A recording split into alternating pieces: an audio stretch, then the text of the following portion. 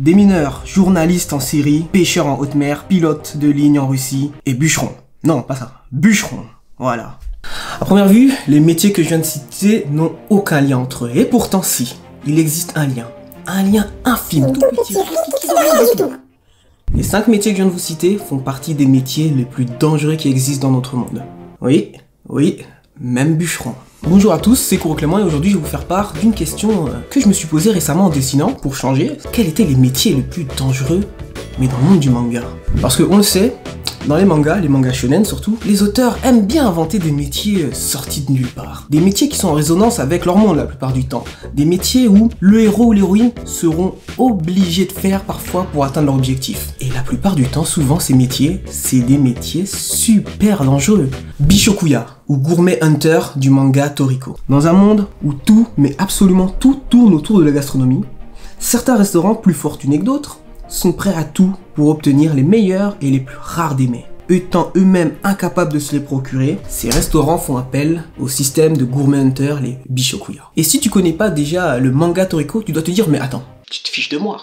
T'as mis dans les métiers les plus dangereux au monde un mec qui va chercher un steak à droite et une pomme un peu loin à gauche. Tu te fiches de moi, il y a rien de dangereux à ça, même moi je te le fais. Là, je veux te dire que tu ne connais vraiment pas le monde de Toriko et le bestiaire qu'il y habite. Alors, lorsque à droite, ton steak fait 18 mètres de longueur et haut de 4 mètres et pèse 13 tonnes, et qu'à ta gauche, la pomme est gardée par une meute de gorilles à 4 bras, prêts à déglinguer le premier qui s'approche de leur arbre, ben je pense que c'est pas tout le monde qui préfère y aller soi-même en fait. Et quand bien même, disons que, bon, tu connais les risques, t'es au courant, tu te dis, bon, c'est peut-être un peu plus compliqué que prévu, mais moi je le fais, j'y vais, d'accord. Tu te prépares, tu prends ton arme à feu, tout ça, tu vas en mode Rambo. Mais, un message de l'IGO, l'Organisation Internationale des Gourmets. Et d'après l'IGO, le niveau 1 de dangerosité correspond à la peine que rencontreront 10 chasseurs professionnels armés de fusils pour mener à bien une capture. Et c'est le niveau 1. Et il n'y a pas qu'un seul niveau dans Toriko. Et évidemment, il faut coupler ça à la concurrence, parce que évidemment, tu vas pas être le seul qu'on va appeler pour aller chercher un ingrédient. Les autres restaurants, qui ont eu aussi la même idée, vont faire appel à d'autres Bishokuya, qui eux aussi sont déterminés à être payés en capturant l'aliment. Et qui évidemment, sur le terrain, tous les coups sont permis. Bon, de toute façon, à ce stade-là, je pense que t'as compris. Mais à ce moment-là, on peut se poser une question, mais comment fait Toriko, le héros principal de son manga, pour pouvoir mener à bien ses chasses, sans armes, sans armada d'hommes avec lui à ses côtés?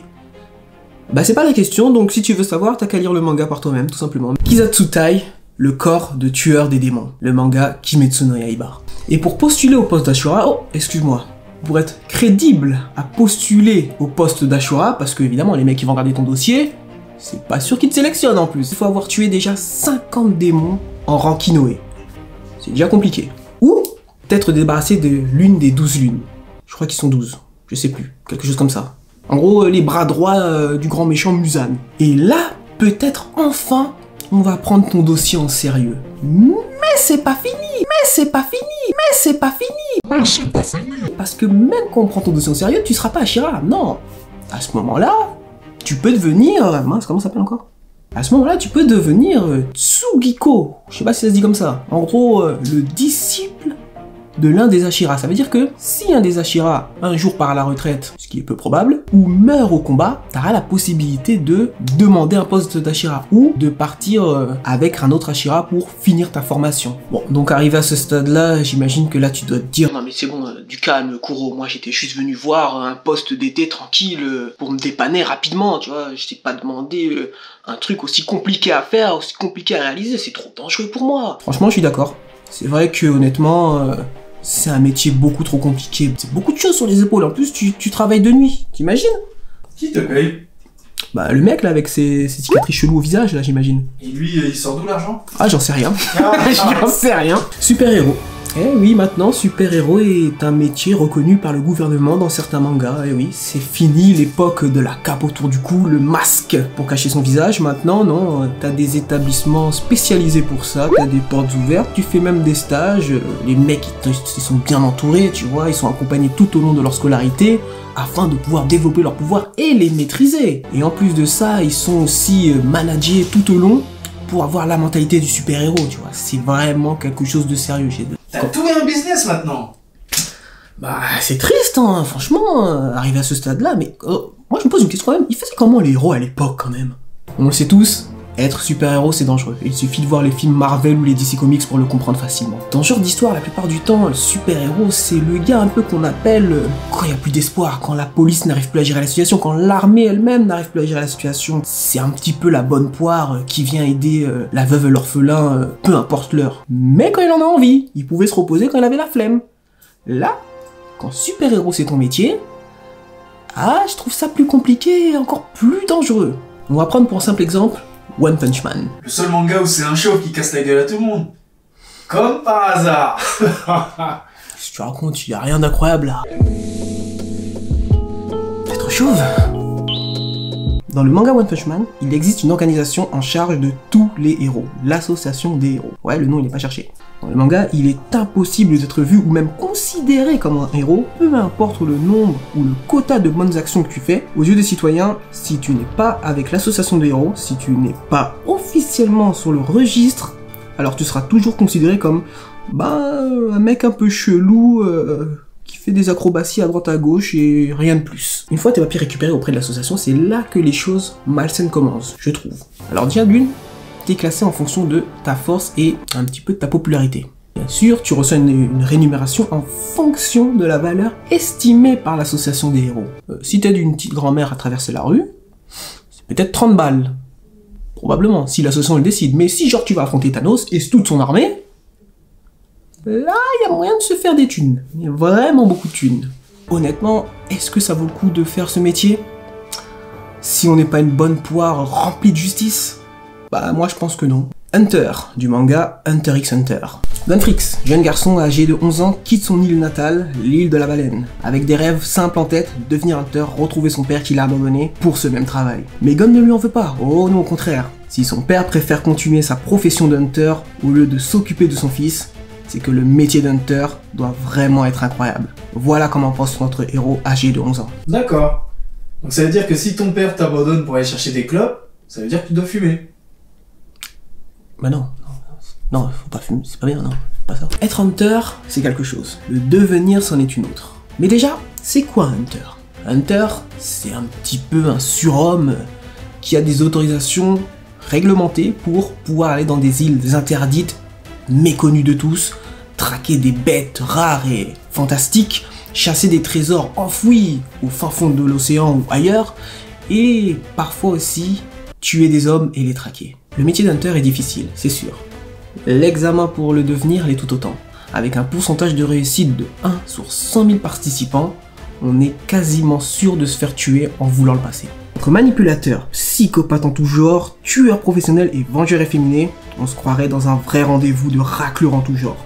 Prêt à tout pour faire partie du maigre pourcentage des promus et obtenir une licence de Hunter, et vous êtes là au milieu de tout ce beau petit monde à attendre que les festivités commencent. Disons que bon, tant bien que mal, vous survivez à chacune des épreuves particulières et farfelues de chaque examinateur et que, au final, enfin, vous recevez votre licence de Hunter. Avec votre licence en poche, vous obtenez des avantages pratiques, comme l'autorisation de pouvoir aller où vous voulez, ou entre guillemets presque partout. Avoir accès à des informations strictement confidentielles, voire personnelles, assez facilement, et même le droit de tuer légalement sans aucune procédure juridique contre votre personne. C'est un métier dangereux, c'est sûr, mais ça reste quand même un beau métier dans le milieu. Est-ce que je le conseille pour un job d'été ou pour dépanner?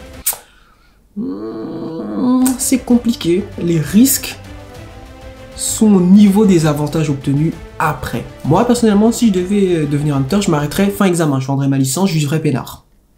Ou mieux, je la garderais et je profiterais des avantages que m'apporte la licence. Au-delà de ça, est-ce que vraiment ça vaut le coup? Shingeki no Kyojin, le bataillon d'exploration. Non, franchement, honnêtement, j'ai vraiment besoin de vous expliquer pourquoi le métier est dangereux. Déjà, pour commencer, la tridimension. Ce truc là qui claque de ouf là, qui te permet de faire des vols... Volkswagen, je suis con. Qui te permet de voler un peu partout et tout ça. Tu me vois m'amuser à 60 mètres de hauteur. Déjà j'ai peur en acrobranche. Mais alors là, il suffit que tu sois en haut à court de gaz et la chute est totalement mortelle. Ou même sans ça. Tu te manges un mur à la vitesse où ils vont, c'est fini. Et en plus, tu me dis d'aller couper la nuque à des grands monsieur tout nus qui essaient de me choper? Attends, quoi? Je dois aussi faire attention à mon escouade parce qu'il y a des mecs qui sont capables de se transformer en grands géants tout nus. Et mon meilleur ami aussi peut faire ça et maintenant il va... Le bataillon d'exploration. C'est la première ligne de combat, les premiers à être sur le front contre les titans. La mort y est monnaie courante, personne ne rentre dans le bataillon d'exploration avec l'espoir un jour de voir les premières lueurs du lendemain. L'incompétence, ça n'existe pas dans le bataillon. La paresse, ça n'existe pas dans le bataillon. La lâcheté n'existe pas dans le bataillon. Les traîtres... Mais ne vous leurrez pas, vous, les petits nouveaux. Sachez que la plupart ne survivent pas à leurs premières expéditions. Et les survivants se retrouvent changés et chargés d'un lourd bagage. Celle des morts qui porteront sur leurs épaules tout au long. Et à chaque nouvelle expédition, à chaque fois un nouveau bagage se rajoutera sur leurs épaules. Des cris, des lamentations, du sang, des bruits de pas lourds, le stress permanent, la peur constante qui vous dévore jusqu'au cou. Voilà le fardeau de ceux qui combattent pour l'humanité. Et c'est à chaque nouvel échec que cette humanité se perd petit à petit dans vos yeux, dans leurs yeux. Et la confiance inexistante dans les yeux du peuple, pour lequel vous vous dépecez de vous-même à chaque nouvelle sortie. Un travail dur, un salaire maigre, un mérite non rendu. Pour tous, vous ne resterez que des zouaves, bons à servir de chair à canon et augmenter les impôts du peuple. C'est vraiment sur cette voie-là que vous voulez vous lancer? Bah ouais, carrément. Ah, d'accord, ok. Bon. Et sinon, les formalités, la retraite, ça se passe comment? La retraite, alors... C'était Kuro, j'espère que cette vidéo vous aura plu et abonnez-vous si c'est pas déjà fait, lâchez un pouce en haut, ça nous aide pas mal, et un projet qu'on avait déjà annoncé va bientôt arriver.